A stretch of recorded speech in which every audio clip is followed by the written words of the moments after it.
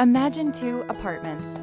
Same city, same neighborhood, almost the same rent. The first apartment belongs to someone earning $95,000 a year.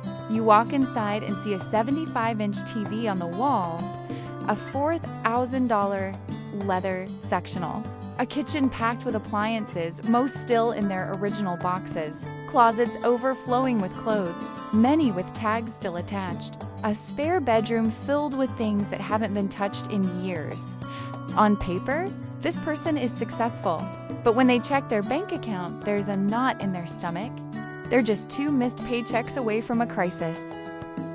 Now, walk into the second apartment. This person earns $52,000 a year.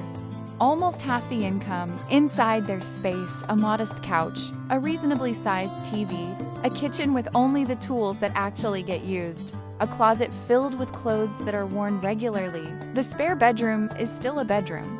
When this person checks their bank account, there's calm. They have 18 months of expenses saved. They invest 20% of every paycheck.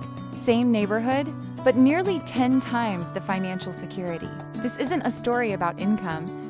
It's a story about the hidden relationship between stuff and money. The first person isn't reckless.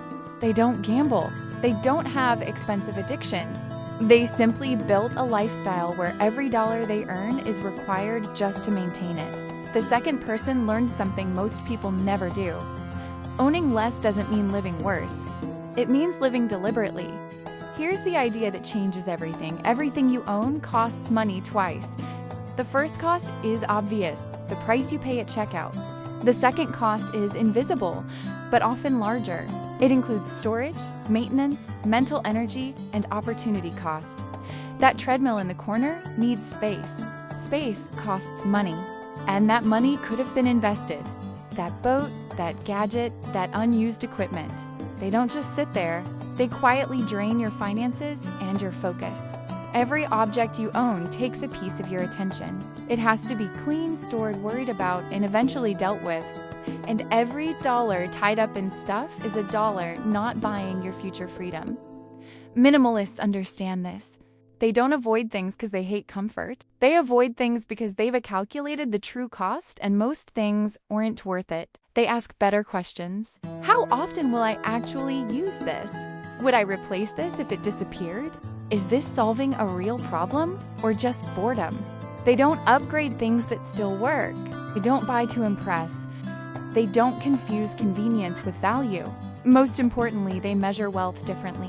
Not by what they own, but by what they can choose. The ability to walk away from a bad job. The ability to handle emergencies without panic. The ability to say no. That is real wealth.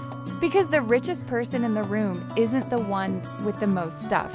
It's the one with the most freedom.